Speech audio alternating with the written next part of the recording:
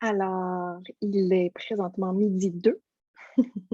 Donc, on va y aller. Alors, bonjour tout le monde. Bienvenue à cette activité docteur, mais pas chercheur, chercheuse. Comment valoriser ses compétences, cœur et son expérience professionnelle acquise en cours de doctorat. Donc, activité élaborée par Adoc Talent Management. Je m'appelle Sabrina Giroux, je suis chargée de projet à l'ACFAS et puis je serai en fait votre soutien technique, régie technique, toute autre tâche connexe durant ce midi. Donc, je vous souhaite une belle activité. Et puis, en fait, sans plus tarder, je vais donner la parole à Simon Lindsay et Annie Samokrane de Talent Management. Et puis, ils vont nous présenter tous nos panélistes et puis voilà, on y va. Donc, bon midi et puis bon panel. Merci beaucoup, Sabrina. Oui, mais merci, merci à tous, merci à nos panélistes, puis merci à l'ACFAS aussi de nous laisser là, faire cet événement-là avec eux. Et puis merci aux participants, aux participantes également. Donc, je m'appelle Simon Lindsay, donc je suis chargé de communication chez Adoc Talent Management. Je vais laisser mon collègue se présenter aussi, si vous voulez bien. Super, merci Simon, merci Sabrina et merci à l'ACFAS aussi et aux panélistes d'être présents pour cette causerie. Donc moi je suis Anis Samokrane, je suis chargé de recherche au sein du cabinet Adoc Talent Management. Donc juste avant de commencer, j'aimerais expliquer un peu notre démarche puis ce qu'on fait. Donc Adoc Talent Management, c'est un cabinet de ressources humaines spécialisé sur les titulaires de doctorat, donc qui existe depuis 12 ans, puis près de 8 ans à Montréal. Et donc, on fait du recrutement, mais aussi on fait de la formation et de la recherche-développement. Et en 2019, on a fait paraître un rapport qui s'appelait Piège détective avec euh, Annie Samokrane et puis aussi notre ancienne collègue, qui est aussi panéliste aujourd'hui, qui a fait le plaisir, Rebecca Mayman. Je la laisserai se présenter un peu plus tard, mais donc, c'est le but, vraiment, l'esprit de ce panel-là, c'est d'explorer les carrières que les titulaires de doctorat peuvent avoir en dehors du milieu universitaire et en dehors de la recherche aussi. Donc, le but, c'est vraiment de voir un peu euh, ce qui se fait là, sur le terrain avec des panélistes qui soit travaillent pour promouvoir les compétences doctorales en dehors du milieu universitaire ou peut-être qui en engagent aussi, donc à voir. Donc, euh, donc peut-être que je laisserai à Anis présenter un peu le background, le contexte, si vous voulez. Et puis après ça, on passera à la présentation des panélistes et aux premières questions. Merci. Bien sûr, merci Simon et bonjour du coup et bienvenue à tout le monde pour cette causerie. Comme Simon l'a bien dit, nous allons vraiment faire un focus sur le doctorat et principalement sur les compétences. Donc, c'est un peu la définition du docteur en termes professionnels. Nous allons parler en fait de la valeur ajoutée du doctorat, des déterminants de carrière des docteurs, de l'appréciation du PhD vu de la part des docteurs, mais également de la part des recruteurs, discuter principalement de la poursuite de carrière et aussi des différents secteurs dans lesquels finissent les docteurs. En général, on parle de docteurs qui finissent dans la recherche, mais en fait, on sait très bien que ce n'est pas le cas. On a près de 40% des docteurs qui ne finissent pas en recherche et développement, et c'est ça en fait qu'on va essayer d'aborder sur la façon de mener le doctorat, comment est-ce qu'on peut le voir, pas uniquement pour aujourd'hui, mais aussi pour le futur, les 5, les 10, voire même les 20 prochaines années. Et c'est pour ça qu'on va poser à peu près 5 questions en fait, aux panélistes aujourd'hui. Ça peut paraître peu, mais en fait non, ça va être assez Ça va aller vite. dense. Voilà. Et nous allons vous donner en fait une dizaine de minutes à la fin de la causerie pour poser vos questions. D'ailleurs, n'oubliez pas que vous avez la possibilité en bas de votre écran quelque part Q&A où vous pouvez poser vos questions dès maintenant. L'onglet chat en fait apparemment ne fonctionne pas, donc ne l'utilisez pas. Enfin, vous pouvez l'utiliser si vous le souhaitez, mais nous ne le verrons pas. Donc, si vous voulez poser vos questions dès maintenant, vous pouvez le faire en cliquant sur Q&A. Voilà, la session durera à peu près un peu moins d'1 heure du coup. On va essayer de finir, on va finir à 13h parce qu'on a quelques panélistes qui doivent partir à 13h o'clock. Je te laisse Simon du coup commencer par la première question. Oui, absolument. Premièrement, j'aimerais peut-être laisser la parole 1 minute à chacun des panélistes, se présenter ce qu'ils font, puis présenter justement leur parcours brièvement. Peut-être David en premier, c'est mon premier dans l'ordre alphabétique en ce moment que j'ai. Bonjour à tous, mon nom est David Mendes da Silva. Merci de m'avoir invité, merci à Doc de m'avoir invité sur ce panel. J'ai fait un doctorat en biologie cellulaire que j'ai défendu en 2010. Et après mon doctorat, eh bien, j'ai bifurqué directement après dans le domaine de la rédaction médicale. C'est un domaine quand même assez fort ici à Montréal, dans lequel j'ai travaillé presque 5 ans dans une agence. Et après ça, je suis allé chercher d'autres capacités, d'autres compétences et d'autres forces à moi. Et j'ai décidé de partir à mon compte en traduction, donc service langagier spécialisé dans le domaine biomédical. On parlera sûrement après du processus et du pourquoi. En ce moment, un de mes projets parallèles, donc à côté de mes projets de traduction, transcription, etc., est le podcast Papa PhD, où je viens cette année de passer les 100 entrevues à des docteurs, des spécialistes, pas tous des docteurs, mais aussi des spécialistes qui ont des choses à dire à propos de la recherche de carrière et du pivot, du changement de carrière. Et donc, j'ai quand même un intérêt très fort dans cette question. J'ai eu beaucoup de conversations intéressantes avec beaucoup de gens qui ont eu des parcours très, très différents. Et donc, je pense que je pourrais aussi peut-être puiser là-dedans pour contribuer à la conversation aujourd'hui. Merci, Monsieur Mendez. Peut-être Madame Charret-Belzile. Oui, merci Simon. Donc, Dorothée Charret-Belzile. Je suis titulaire d'un doctorat en psychologie, tout récemment graduée en 2020.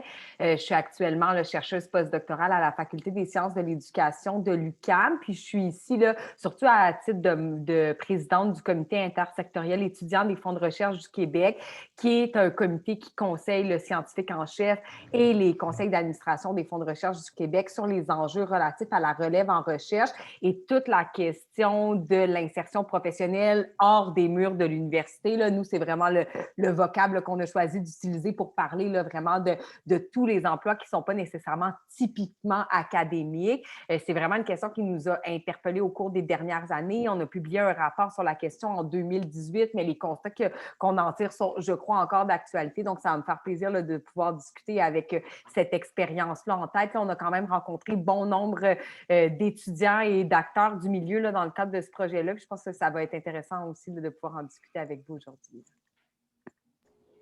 Merci beaucoup. Madame Maimon.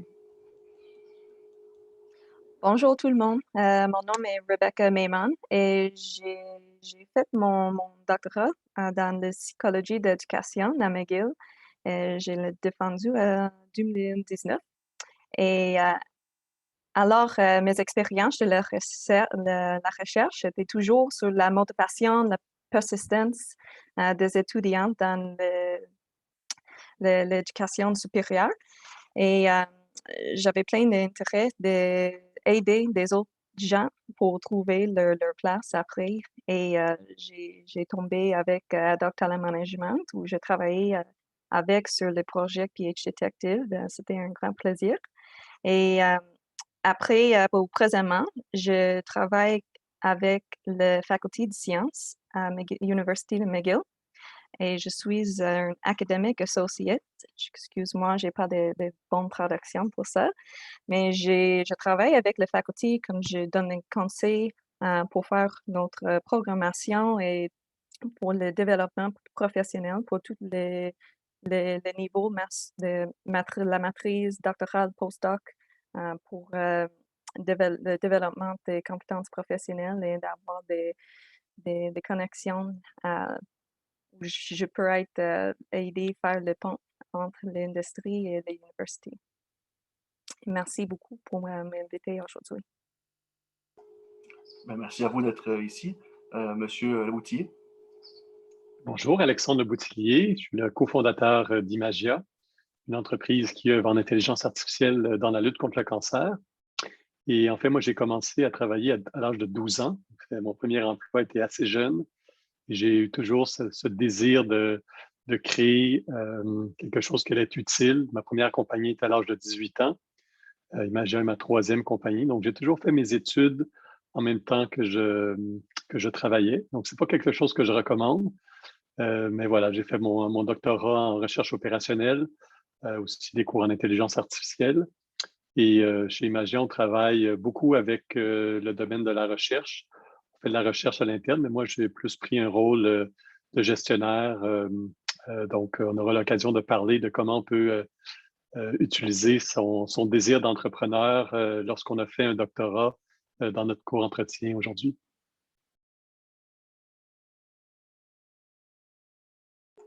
Parfait, merci beaucoup. Monsieur Accard? Oui, bonjour à tous. Merci Simon.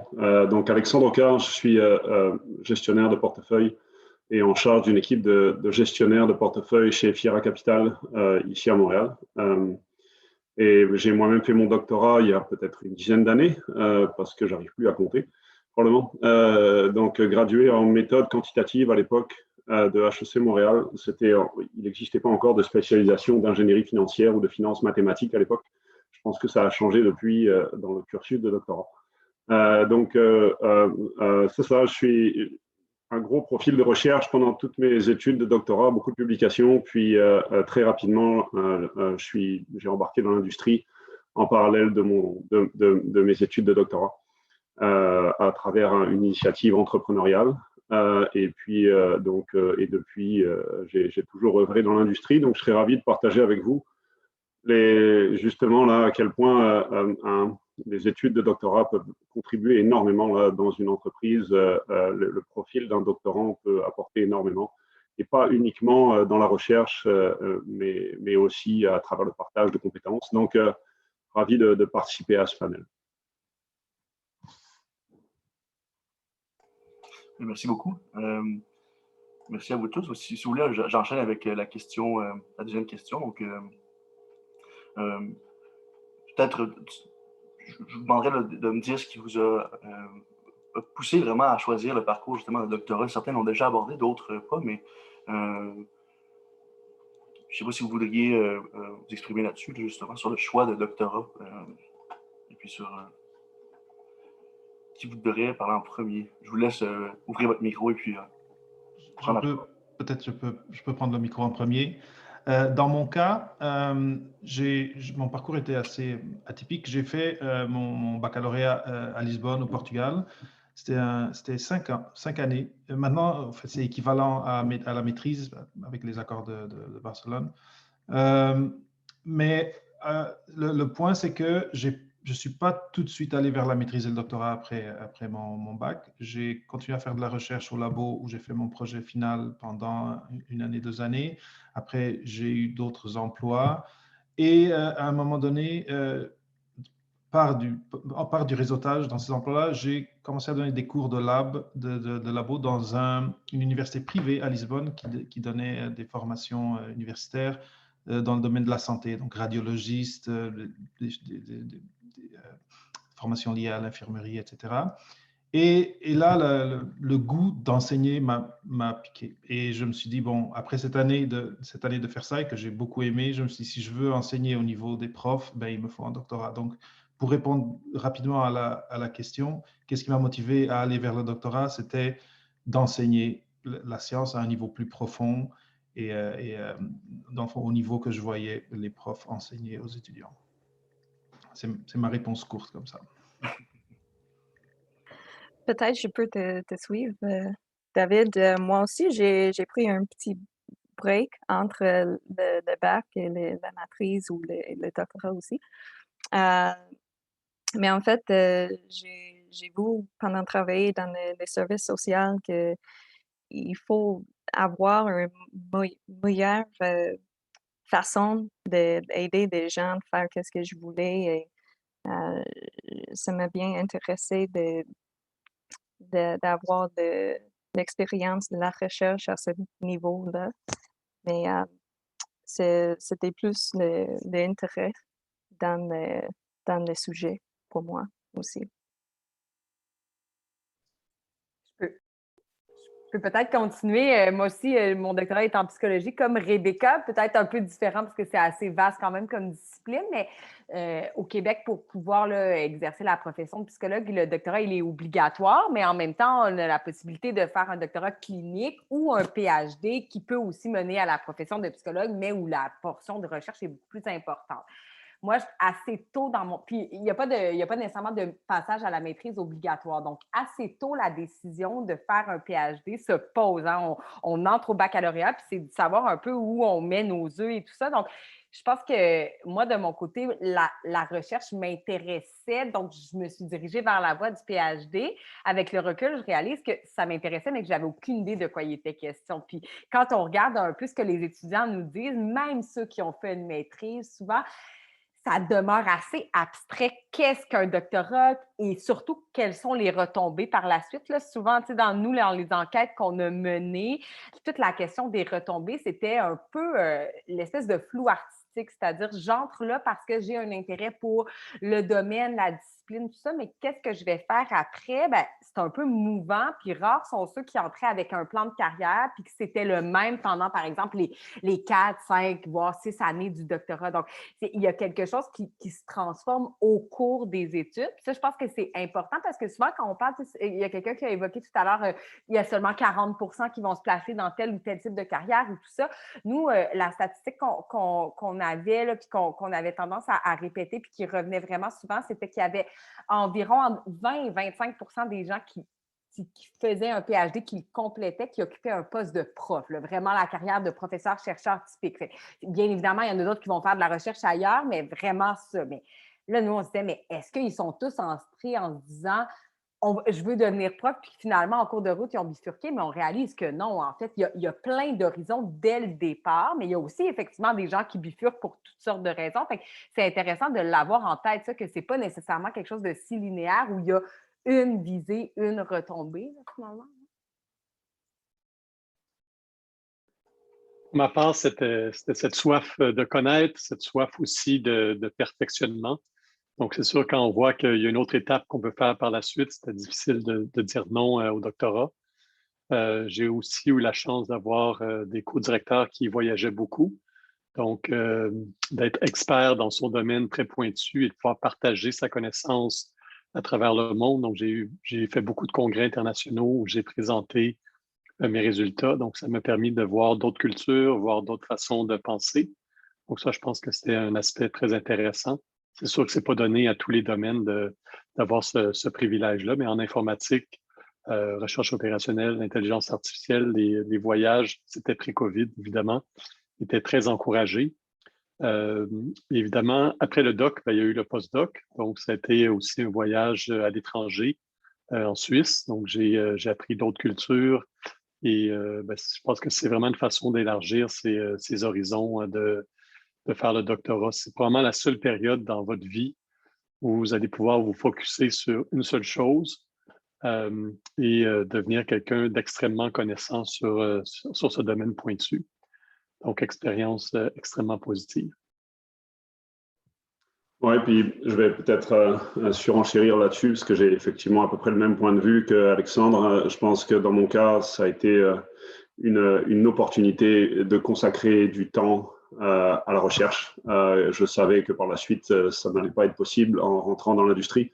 Alors que là, j'ai mis mon hoodie, puis je me suis mis dans mes bureaux, pas de fenêtre, puis j'ai pu passer 3, 4, 5 ans à juste faire de la recherche. Et ça a été effectivement extrêmement enrichissant. Et pour seconder également les propos précédents, c'est aussi une histoire humaine, tout ça. La plupart du temps, lorsqu'on fait notre doctorat, on le fait en collaboration avec des directeurs ou des experts ou des professeurs. Et c'est aussi des rencontres. Et je pense que d'être inspiré par ces directeurs, c'est ce qui donne le goût de continuer probablement le plus longtemps possible. Et dans mon cas, je parle pour moi, effectivement, ça a été aussi donc une histoire de rencontre avec des professeurs extrêmement inspirants et très, très, très forts dans leur domaine. Donc c'est aussi, ça m'a incité à poursuivre effectivement le plus longtemps possible dans mes études de doctorat. Merci beaucoup de vos retours. C'est très intéressant et ça montre beaucoup cette diversité de choix, pas de carrière. Oui, le doctorat commence déjà, enfin, c'est effectivement une carrière, mais de choix en fait de faire le doctorat. Pour certains, c'est la linéarité des études, et comme vous l'avez dit, pour d'autres, c'est un choix dès le départ de continuer dans le doctorat, avec ou sans comme objectif finir en tant que professeur ou pas en tant que professeur. Mais du coup, je vais enchaîner avec la question suivante. C'est un peu enfin, je rentre direct dans le vif du sujet avec une question qui fâche. Déjà, l'enquête PhD Détective qu'on a réalisée, c'est l'une des plus grandes enquêtes jamais réalisées au Canada sur la situation professionnelle des docteurs. Elle a montré que près de 90% des employeurs, donc 9 employeurs sur 10 qui ont déjà embauché un docteur, donc 9 employeurs qui ont embauché déjà un docteur, souhaitent en réembaucher un autre, évidemment, s'ils en avaient la possibilité et les ressources. D'un autre point de vue, donc déjà, en fait, ça montre une certaine satisfaction de la part des recruteurs envers les docteurs. D'un autre point de vue, en fait, Bengali et al, qui ont fait une étude en 2019, posent la question aux entreprises québécoises qui sont réticentes ou qui ont déclaré être réticentes à recruter des docteurs. La question est: pourquoi est-ce que vous ne souhaitez pas recruter un PhD? Là, on trouve 3 raisons principales. La première, c'est qu'il y a ceux en fait, qui ne voient pas de valeur ajoutée du doctorat en comparaison aux autres diplômes. La deuxième, c'est ceux qui déclarent ne pas avoir besoin de chercheurs, donc ils estiment que les docteurs sont forcément des chercheurs. Et la troisième, qui rentre dans le palmarès des 3, en fait, c'est ceux qui disent ou qui déclarent en fait craindre de leur capacité à retenir ces docteurs-là, faute de projets suffisamment stimulants. Il en découle 2 questions que je pose aux panélistes. Donc, la première, c'est, à votre avis, pour répondre à ces craintes, comment est-ce que les PhDs peuvent, d'un point de vue individuel, convaincre les employeurs de leur valeur ajoutée, de la valeur ajoutée du doctorat pour des postes en dehors de la R&D? Et deuxième question, c'est à moyen et à long terme, comment faire pour normaliser, valoriser la présence de ces docteurs dans ces postes-là, donc des postes en dehors de la recherche et du développement? Ben, moi, je me pose la question, en fait, puis c'est peut-être, je réponds par une question, mais est-ce que c'est vraiment la responsabilité du PhD ou du doctorant, là, si on peut penser que c'est en cours de processus de vraiment se vendre? Ben, peut-être oui, mais peut-être pas que sa responsabilité à lui. Moi, je pense qu'il y a beaucoup quelque chose, puis on voit que les exemples qui semblent fonctionner, là, puis pas nécessairement dans ce que vous avez ressorti de l'enquête PH Détective, mais si je me fie à d'autres exemples puis à d'autres enquêtes également, il y a quelque chose où le maillage, même pendant les études, toutes les opportunités, par exemple, dont on parle de plus en plus de stages en milieu de pratique, d'avoir pour les doctorants des opportunités de voir ce qui se passe dans l'industrie ou même dans le milieu communautaire, parce que ce n'est pas toujours le milieu industriel, tout dépendant du domaine, mais au cours des études, bien, ça favorise le dialogue entre les milieux. On voit ce que la personne est capable de faire, puis d'un autre côté, pour l'étudiant ou pour la personne qui est en voie de compléter son PhD, bien, elle voit aussi ce que ce milieu-là pourrait lui offrir. Mais c'est souvent, en fait, ce que les doctorants vont dire ou les titulaires de PhD, c'est arrivé trop tard dans mon parcours. J'aurais aimé pouvoir me former davantage ou savoir un peu plus vers où j'allais.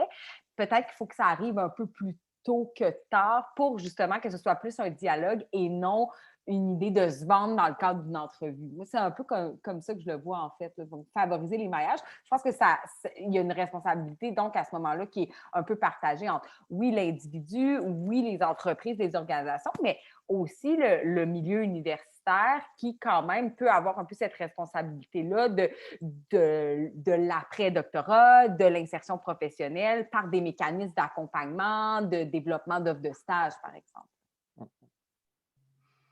Je suis totalement d'accord avec ce que Dorothée vient de dire. C'est très important qu'il y ait des structures ou en tout cas des façons simples et intégrées au cursus que les docteurs puissent connaître le tissu socio-économique mieux pendant leur doctorat, qu'ils aient des stages, ça c'est idéal parce qu'ils vont vivre cette culture pendant un certain temps et ils vont peut-être décider que c'est ça qu'ils veulent ou que c'est ça qu'ils ne veulent pas. Ça peut aller des 2 côtés.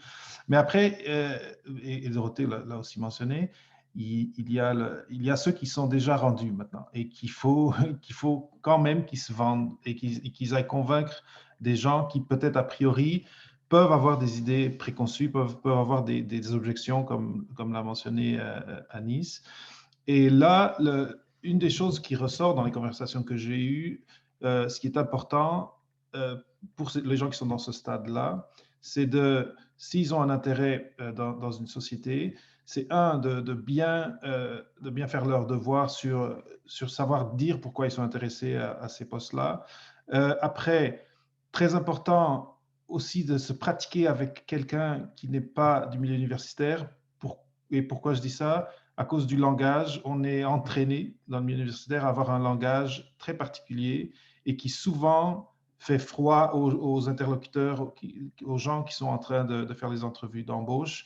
Et ça, c'est une question de pratiquer. Donc, tout ce qui est, même à l'université, des ateliers de pratique d'entrevue, c'est génial, c'est très important.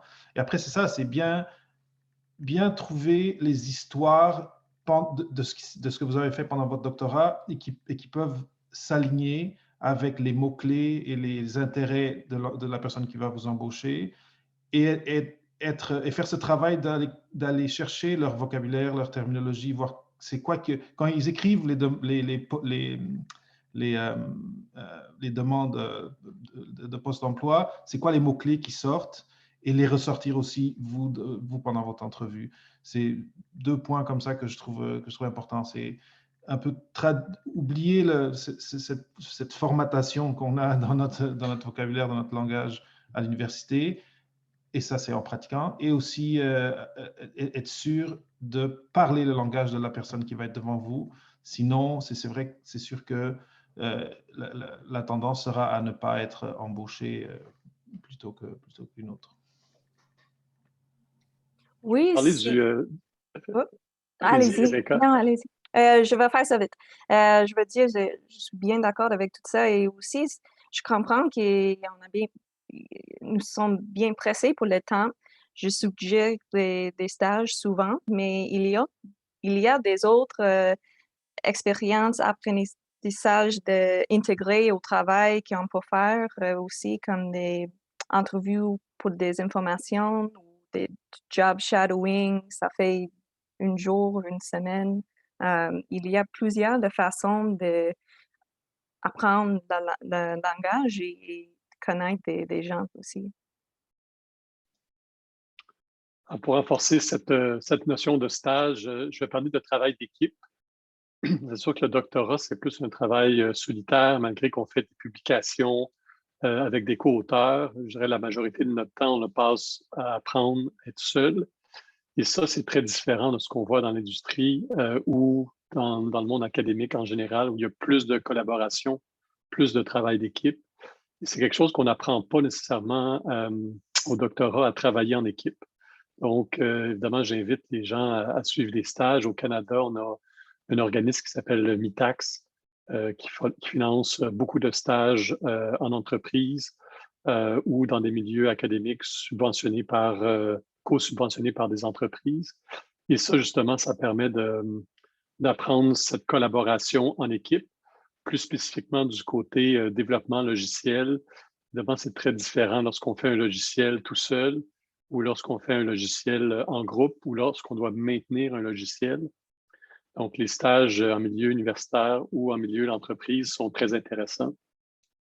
C'est sûr que le cursus qui peut amener un emploi en milieu entreprise peut être évidemment chercheur chercheur fondamental, chercheur appliqué.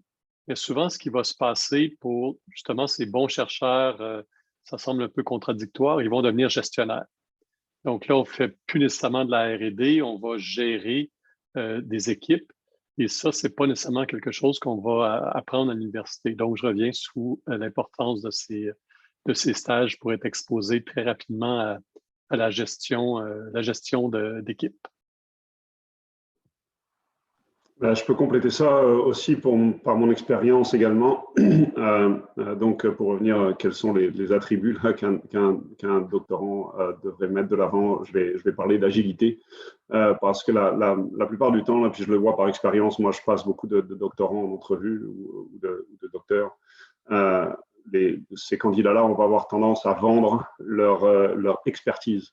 et dans un domaine extrêmement pointu, et sans aucun doute qu'effectivement, tous les panélistes, tous ceux qui sont là aujourd'hui sont des experts dans leur domaine, que ce soit les participants ou les panélistes. Donc la plupart du temps, votre interlocuteur, lui, ne sera pas un expert, donc vous allez lui faire peur à passer 15, 20, 30 minutes à parler de votre découverte sur la 8e chiffre après la virgule. Et la plupart du temps, effectivement, ça crée un froid. Et je parle ici, donc, lorsqu'on pense en entreprise ou en industrie, devant des gens qui, effectivement, n'ont pas tous le même niveau de qualification ou d'expertise.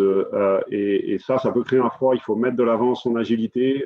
Vous avez appris à apprendre. Et ça, c'est quelque chose qu'il faut mettre de l'avant. Davantage que insister sur ces surqualifications. Parce que sans aucun doute, on est très qualifié lorsqu'on finit tous ces années universitaires.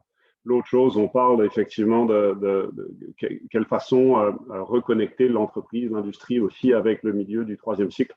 Je pense qu'il y a une responsabilité du côté des universités, dans le sens où l'université, traditionnellement, contrairement à ce que je viens de dire, l'université, ce n'est pas un milieu qui est très agile et qui traditionnellement forme des professeurs. Donc effectivement, il y a un disconnect là, entre les statistiques qu'on observe, comme quoi il y a de plus en plus de docteurs qui doivent trouver et qui s'intéressent à l'industrie. Et pourtant, l'université continue à former des professeurs par expérience, je le vois encore aujourd'hui.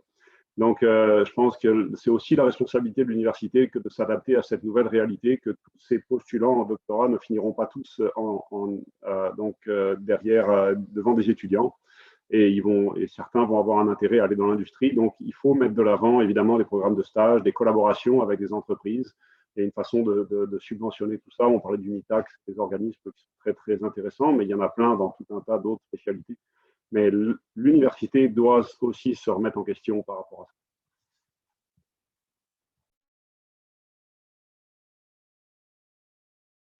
Ouais, merci beaucoup pour vos retours. Ça répond très bien à la question. Tout le monde est responsable, mais du coup, chacun dans son domaine. Ça me plaît bien comme réponse. Simon?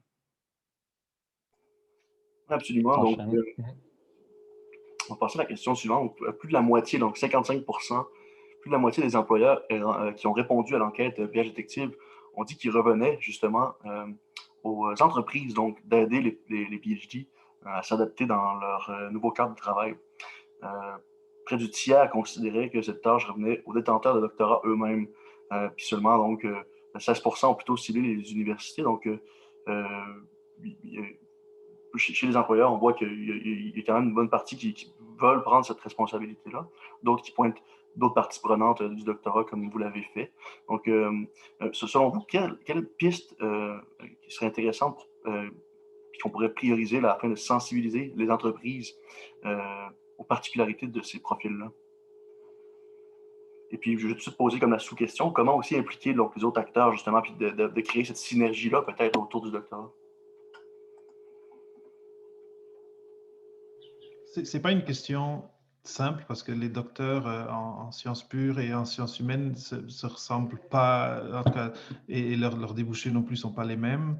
Je sais qu'en France, il y a un programme, là, je ne sais pas le nom du programme, où les entreprises qui embauchent des docteurs ont des avantages fiscaux quelconques. Donc, il y a plusieurs niveaux de choses qui peuvent être faits pour cette promotion du pont entre ces deux mondes-là. Maintenant, la vérité, c'est quand on a devant nous un ingénieur, on sait pas mal bien c'est quoi. Quand on a un avocat, on sait pas mal bien c'est quoi. Mais après, les docteurs, c'est une panoplie de choses différentes, dépendamment de qu'est-ce qu'ils ont, quelles recherches ils ont fait et dans quel domaine. Donc, je trouve la question un petit peu difficile comme ça à répondre, mais après, tout ce qui est des foires de carrière, donc des places ou des événements où, un peu au style du speed dating, où les gens peuvent se connaître et parler, parce que je trouve qu'il y a... J'ai parlais de ça dans une conversation il n'y a pas longtemps. Autant il y a des préjugés du côté des gens qui sont dans l'université versus le milieu privé, mais aussi le contraire, comme on a déjà dit autour de la table aujourd'hui. Et donc, le fait de créer des plateformes de rencontres entre ces gens et que les gens comprennent que c'est des êtres humains qui aiment beaucoup utiliser leur cerveau, mais qui sont normaux et qui communiquent et qui savent travailler en équipe, ou qui peuvent, ou qui ont le potentiel de travailler en équipe, comme le disait, qui était très important, Alexandre. Je trouve que ce type d'événement ou d'initiative est celui que je vois qui a le plus de succès. Après, c'est ça. Comment rendre ça, au lieu de rendre ça ponctuel comme ça, comment on peut faire ça plus systémique? Je ne sais pas, peut-être quelqu'un d'autre aura Bien, je des pense idées. effectivement, David, là, tu mets le doigt sur quelque chose. C'est toute cette question-là de faire rencontrer un peu ces deux mondes-là, disons-le. Moi, je pense que toute la question des incitatifs est importante à considérer. Par exemple, c'est sûr que si l'entreprise n'a pas à débourser pour le salaire, par exemple, d'un doctorant qui vient faire un stage chez elle parce qu'il est titulaire d'une bourse, bien, à ce moment-là, c'est comme, tu sais, ça devient comme un peu quasiment un cadeau. Et là, ils ont l'occasion de se rencontrer. Puis souvent, les initiatives qui sont gagnantes, c'est quand la personne arrive avec un projet précis sur lequel travailler et que là, rapidement, autant pour le doctorant que pour l'organisation dans laquelle cette personne-là fait un stage, voit que, ben, effectivement, les compétences peuvent se déployer de telle manière, mais encore faut-il que ces initiatives-là, ces incitatifs-là, ils existent. Vous avez parlé de MITAX, les fonds de recherche du Québec, depuis quelques années, offrent des bourses pour stages en milieu de pratique qui se veulent vraiment là, des stages dans des milieux, puis autant en sciences humaines que dans des sciences nature plus appliquées. Là.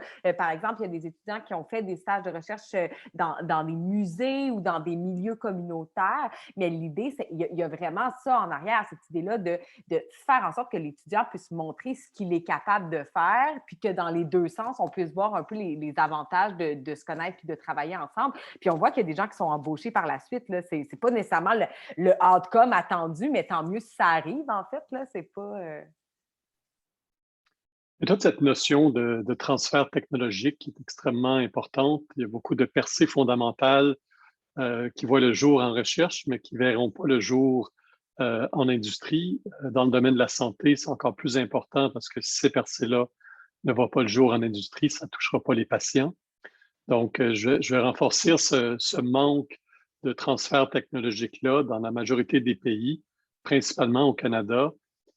Et les docteurs peuvent jouer ce rôle très fort-là, qui n'est pas nécessairement un rôle de recherche, mais puisqu'ils comprennent très bien ce qui s'est passé en recherche, si on été exposés suffisamment à la culture entrepreneuriale, ben, sont très bien positionnés pour faire ce pont-là, pour faire ce lien-là et s'assurer que justement les bonnes innovations, orienter les innovations pour que celle-ci ait une application pratique et pour que ce transfert puisse s'effectuer dans un temps, je dirais, plus court que 17 ans, par exemple, pour la découverte de nouveaux médicaments.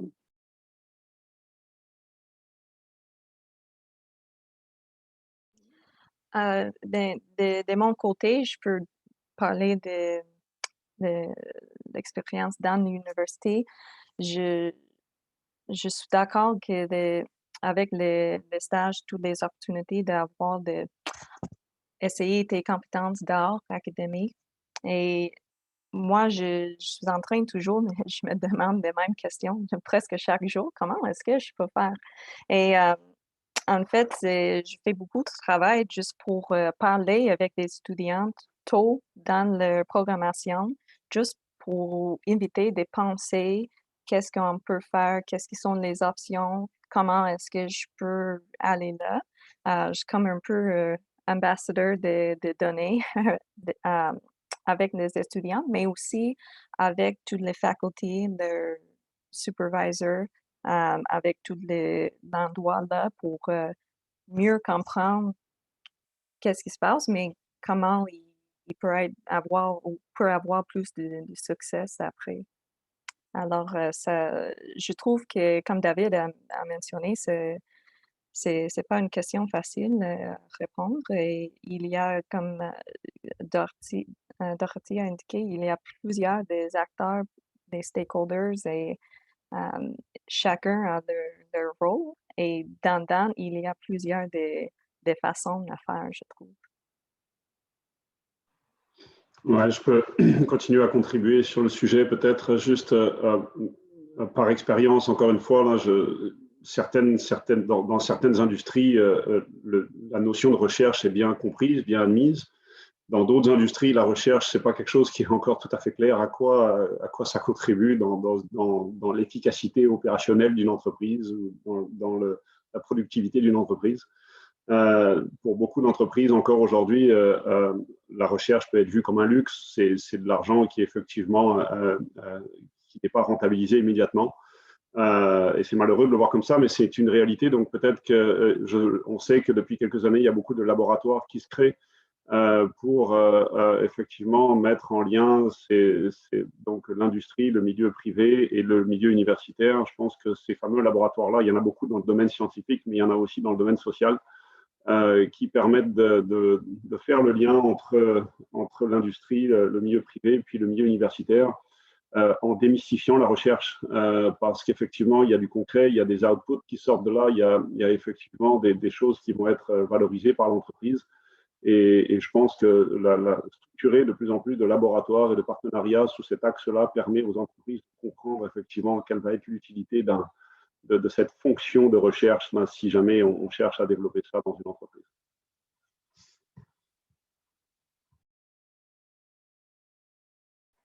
Yep, merci beaucoup. Ça mène en fait à poser la question suivante, mais du coup, en fait, c'est une bonne introduction au point suivant. Nous avons montré avec du coup l'étude piège d'effectifs une adéquation entre ce que les recruteurs recherchent en termes de compétences, techniques ou non techniques, et ce que développent les docteurs au cours de leur formation doctorale. On observe également un écart considérable entre les compétences développées et celles qui sont dites à améliorer selon les recruteurs, donc développées par les docteurs et celles qui sont améliorées par les recruteurs, donc un gap considérable. Comme exemple, on a la communication, les savoir-être et les compétences transversales plus généralement. La question, c'est déjà, en fait, il y a certains acteurs qui postulent que la nature même du diplôme de doctorat devrait évoluer afin de répondre aux besoins du marché de l'emploi. C'est débattable, évidemment, mais est-ce que vous croyez qu'un changement des programmes doctoraux s'impose ou bien faut-il davantage s'en remettre en fait, aux activités extracurriculaires telles que des programmes de formation, de la valorisation des compétences professionnelles ou planification de carrière, par exemple? Bien, je suis contente que la question soit posée parce qu'il y a quelqu'un qui l'avait mis dans le question-réponse, il y a une participante qui l'avait indiqué, puis ça me faisait réfléchir. Puis je dirais que c'est une question qui revient vraiment souvent, hein, les universités, pour ceux qui ont navigué autour, là, clairement, Rebecca, puisque, bon, tu es employée à McGill en ce moment. Pour ceux qui ont eu des contacts avec le milieu universitaire dans les dernières années, il y a de plus en plus de micro-programmes en développement des compétences qui sont offerts, par exemple, aux doctorants en disant, bien, vous allez faire ça en plus pour propulser votre carrière. Puis là où souvent les gens sont mal à l'aise, c'est de dire, mais est-ce que vraiment il faut que je le fasse en plus ou ça ne devrait pas faire partie intégrante de ma formation? Si on dit, par exemple, que les habiletés de gestion de projet, même de gestion de budget, de gestion des ressources humaines, de rédaction, bien, c'est quelque chose que la majorité des doctorants ont l'opportunité de faire dans un moment ou à un autre de leur parcours. Puis c'est souvent le cas, là, quand PH Détective le met en évidence, là, que souvent, il y a quand même une variété de compétences qui sont développées. Est-ce que c'est vraiment nécessaire d'aller faire un diplôme supplémentaire où le PhD ne devrait pas être qualifiant pour ce genre de choses-là? Donc, c'est sûr que quand on questionne les étudiants, le fait de dire, ben, je vais aller suivre des cours en plus d'un diplôme qui est déjà très exigeant, honnêtement, il y a souvent un découragement, surtout que quand même, nous, ce qu'on a vu là, dans nos données, c'est qu'à ce moment-là, dans le parcours, il y a beaucoup de gens qui ont des responsabilités familiales, financières plus importantes et qui ne peuvent pas se permettre d'étudier les soirs et la fin de semaine parce que ça ne cadre pas nécessairement dans leur parcours et tout ça. Donc, c'est quand même une question à se poser. Je pense que c'est vraiment important d'y réfléchir ensemble parce que est-ce que vraiment c'est quelque chose qui doit se faire en plus? C'est pas ce que les étudiants semblent penser, du moins. Là. Oui, c'est bien dit. De mon avis, je suis d'accord qu'on peut ajouter des choses, on peut ajouter, mais dans un certain moment, on ne peut pas faire tout et vivre en même temps. Alors, personnellement, moi, je je cible sur les compétences que je vois sont les plus, pas manquées, mais qui sont plus cherchées et pour essayer de faire les intégrations. J'ai des conversations avec des profs avec comment est-ce qu'on pour intégrer un peu, parce que je vois que tu fais déjà du project management. Est-ce que tu peux prendre 10 minutes et tu peux parler clairement et des choses comme ça? Mais c'est vrai que on peut ajouter des choses et on va continuer à faire ça parce que c'est pas toujours le même besoin de tout le monde. Si je fais des choses pour l'entrepreneuriat, ça va être pas tout le monde qui va en besoin et ça roule comme ça. Mais bien sûr, il y a certaines des compétences qu'on voit presque à tout le monde en a besoin d'améliorer. Alors, c'est pour nous. Ça, c'est ma post. Comment est-ce qu'on peut faire ça mieux? Alors, c'est encourageant de voir des posts créés comme ça parce que c'était un nouveau post. Mais en même temps, c'est vrai parce que je vois beaucoup de données qui disent quand on demande pourquoi est-ce que tu n'as pas allé, vous avez demandé des formations comme ça, mais vous n'allez pas et j'ai plus de temps. Et je, vous savez bien ça. Alors, je vais aller laisser les autres parler. Continue un peu sur les réponses qui étaient fournies à Ariane. Il y a toute cette notion de pensée scientifique et de pensée structurée qu'on développe quand on fait sa thèse. Et ça, c'est quelque chose que les entreprises vont chercher, quelqu'un qui est capable d'écrire un texte long, bien structuré, bien présenté, aussi de bien présenter ses idées. Souvent, on a l'idée très mal préconçue que les entreprises, tout doit aller très vite et il n'y a rien qui réfléchit. Si c'est le cas, ben, ça ne fonctionne pas. Donc, il faut, si on est capable de démontrer comme doctorant qu'on amène cette pensée structurante-là, ben, c'est un plus d'avoir fait ce travail-là. Et mes directeurs de thèse m'ont vraiment amené à me dépasser. J'étais quelqu'un qui allait tout de suite aux conclusions sans expliquer le chemin pour que la partie qui lit ou la partie à laquelle j'explique ce cheminement-là comprenne bien. Donc, on ne peut pas tout de suite arriver à la conclusion lorsqu'on parle à quelqu'un, lorsqu'on émet une idée d'affaires. Il faut vraiment parcourir ce processus-là avec son interlocuteur. Donc, ça, c'est quelque chose qui est recherché en entreprise et c'est un talent qu'on acquiert lorsqu'on fait une thèse. Donc, je vous encourage à compléter votre doctorat au complet, pas juste en partie. Peut-être une autre avenue aussi, ce serait de considérer le doctorat comme un parcours professionnel. C'est vrai que, encore une fois, là, quand on fait notre doctorat, notre seule idée en tête, c'est de finir, premièrement, puis également de publier, donc soit d'avoir effectivement des papiers de recherche et des publications. Et ça, c'est très valorisant, évidemment. Et puis, dans le contexte académique, c'est effectivement la façon dont on est entraîné là, pour aboutir à faire notre job posting, etc., pour pouvoir appliquer dans des universités. Il se trouve que quand on est dans le parcours, dans l'industrie ou dans le privé, devant un recruteur, on pourrait positionner le doctorat comme un parcours professionnel. Et non pas juste comme un projet de recherche ou comme une publication. Ce sont des années qui ont été consacrées à se former, premièrement, ensuite de ça, à apprendre par soi-même, à être autonome, à travailler avec des données, de l'analyse, à rédiger, à innover. C'est un vrai parcours professionnel qui devrait être présenté comme tel à un recruteur et davantage que juste parler de sa spécialisation. Oui, puis il y a déjà des gens qui déjà, là, par rapport à ce qu'Alexandre vient de dire, là, plaidaient pour que ce soit reconnu, là, par exemple, dans la fonction publique, comme des années de service et non comme des années d'études. Il y a des organisations là, et des individus là, qui ont fait du démarchage un peu à cet effet-là, vraiment dans le même sens que ce qu'Alexandre vient de dire, c'est-à-dire que c'est assez professionnalisant déjà, il y a un niveau de responsabilité. On n'est pas que passif, assis dans une classe, il y a une production de savoir, c'est ça la grande différence en fait. entre les cycles supérieurs et le premier cycle. Donc, c'est important de le considérer. Là. Je suis totalement d'accord et j'aime beaucoup ce qu'Alexandre vient de partager parce que on est passé de, il y a quelques générations, tu fais un doctorat et il y a une place de prof qui t'attend, à aujourd'hui, mais on sait que c'est 80%, en tout cas les chiffres varient là, mais on les a mentionnés, de gens qui vont devoir faire quelque chose d'autre. Donc, quelque part, la question que posait Anis au début, qui est est-ce qu'il faudrait changer le doctorat ou le format du doctorat? Mais la recherche, c'est une tradition, une vieille tradition et qui a sa façon de fonctionner. Tantôt, Alexandre parlait aussi de efficacité versus le luxe de faire de la recherche, donc de la recherche en université. Mais à quelque part, cette idée de professionnaliser le trajet, je trouve qu'elle est très bonne parce que aujourd'hui, c'est la plupart des gens qui sortent avec un doctorat qui vont se heurter à ce problème de devoir le défendre devant quelqu'un qui est un peu dans le doute de c'est quoi, est-ce que tu es étudiant encore? Parce que là, c'est ça, j'ai beaucoup aimé entendre parler Alexandre parce qu'il y a du monde qui vont sortir, même les gens, la famille et tout.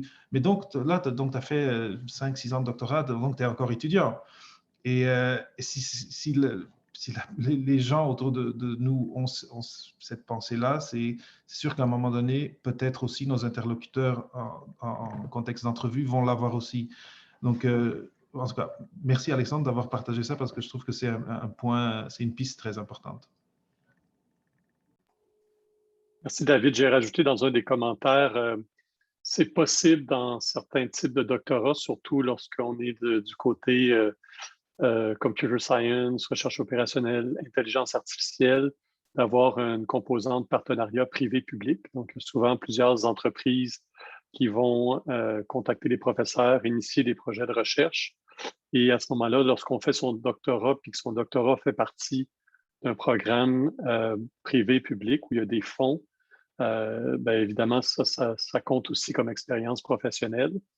Donc, je vous encourage à évaluer ce genre de possibilités-là avec votre professeur, qui sont les industriels qui pourraient le subventionner. Tous les professeurs sont toujours à la recherche de fonds et lorsque c'est pour des applications, pour faire une différence technologique, par exemple, pour un industriel, bien, ça devient très intéressant d'avoir cette collaboration-là, cette expérience industrie-recherche. Et juste un mot, d'ailleurs en France, il y a aussi le cadre des bourses, des doctorats CIFRE. Je ne sais pas si Simon et Anis peuvent en parler un petit peu plus, mais où c'est exactement ça, en tout cas, c'est pas exactement, mais c'est des bourses pour faire un doctorat dans le cadre d'une société. Et c'est ça, c'est quelque chose qui existe. Je pense qu'il y en a 1500 par an, mais la tendance, c'est à ce qu'il y en ait de plus en plus. Donc, peut-être ce serait un modèle intéressant à suivre et peut-être ça ressemble à ce que Alexandre vient de partager aussi. Mais je pense que c'est dans tous les domaines. Oui, parce que ça pourrait aider justement à faire en sorte, parce que nous, d'un point de vue sémantique, clairement, on encourage toujours, si vous voulez, par exemple, les candidats qui vont candidater, par exemple, de parler de leur doctorat comme une expérience professionnelle, donc de ne pas dire j'étais étudiant ou j'étais stagiaire ou des choses comme ça, mais de dire oui, donc j'ai travaillé en recherche, j'étais chercheur. Est-ce que le fait d'avoir un dispositif similaire au CIFRE pourrait aider justement à formaliser ça, pas juste en faire un changement sémantique, mais un vrai changement peut-être de culture au niveau de la recherche, puis du lien entre la recherche et les entreprises? Je pose ça comme ça, juste pour approfondir un peu la question disons, peut-être pas la professionnalisation, mais la présentation du doctorat comme une expérience professionnelle et non pas seulement qu'une formation, s'il en est. Moi, je pense que la réponse est oui, et que ça ferait organiquement ce rôle de faire les gens se connaître, qu'une entreprise, pendant un certain temps, va avoir à son intérieur un doctorant, une doctorante, et que ça va faire que, ben c'est ça, les entreprises vont connaître les docteurs vont connaître ce qui est de vivre en milieu d'entreprise, et qu'organiquement, ça rapprochera ces deux mondes qui sont un peu hermétiques en ce moment. Tout un côté qu'on a oublié un peu puis qu'on n'a pas discuté, c'est tout le côté start-up. Donc, évidemment, un doctorant qui a développé une surspécialisation dans un domaine particulier et que ce doctorant-là est toujours passionné par ce domaine-là, rien n'empêche de partir une entreprise et de valoriser cette découverte-là. Donc, ça, c'est quelque chose que je vous encourage aussi à explorer. C'est pas tout joyeux, c'est pas tout rose, mais évidemment, lorsqu'on arrive à mettre sur le marché notre innovation, notre découverte, c'est d'autant plus gratifiant, presque comme de fabriquer un enfant. On donne la vie à cette innovation-là. Et surtout dans le domaine de la santé, on peut avoir des impacts extrêmement positifs pour les patients. Donc, il y a certains doctorants qui ont cette fibre entrepreneur qu'il ne faut pas cacher.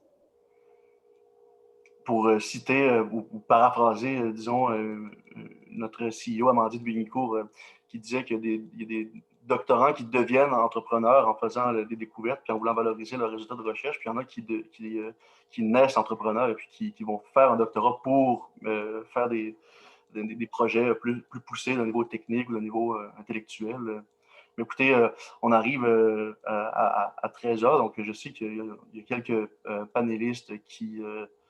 évidemment, on est tous occupés, donc je ne veux pas non plus qu'on déborde trop. Je pense que la plupart des questions, normalement, ont été répondues, je pense, par nos panélistes qui ont été formidables, là, répondre en discutant en temps réel, tout ça. Donc, je vous remercie. Je vous remercie tout le monde. Je remercie les panélistes et nos participants encore d'avoir été des nôtres. Tout le monde a été formidable. Peut-être que je laisserai... Sabrina clore le moment du point de vue de l'ACFAS aussi. Oui, ben merci. Discussion fort intéressante. Vraiment contente de vous avoir tous rencontrés puis écoutés. Puis merci de votre présence. Merci aux spectateurs et spectatrices puis de toutes vos questions aussi. Merci à Doc. Et je vous souhaite en fait une bonne journée pour ceux qui s'en vont dans leur colloque ou communication libre. Bon congrès de l'ACFAS, puis peut-être qu'on se recroise sur d'autres activités cette semaine. Merci beaucoup. Merci à toutes et à tous. Au revoir. Beaucoup tout le monde. Merci. Merci, au revoir. Merci.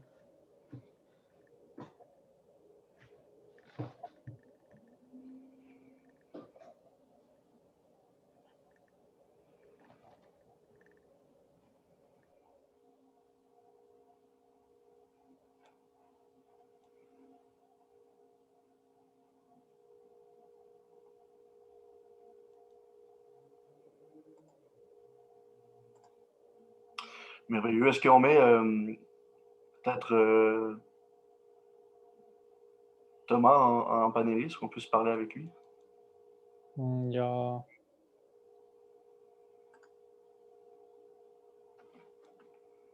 Ouais, c'est bon. Mon micro était fermé, pardon. Je vais juste verrouiller le... Attendez. Je vais verrouiller le webinaire. C'était sympa. Qu'est-ce que j'ai fait? Voyons. J'ai fait une niaiserie. Ouais. Oui, les participants sont partis, Mario. On est seul au monde. Tu peux réapparaître. Bravo, Je vais arrêter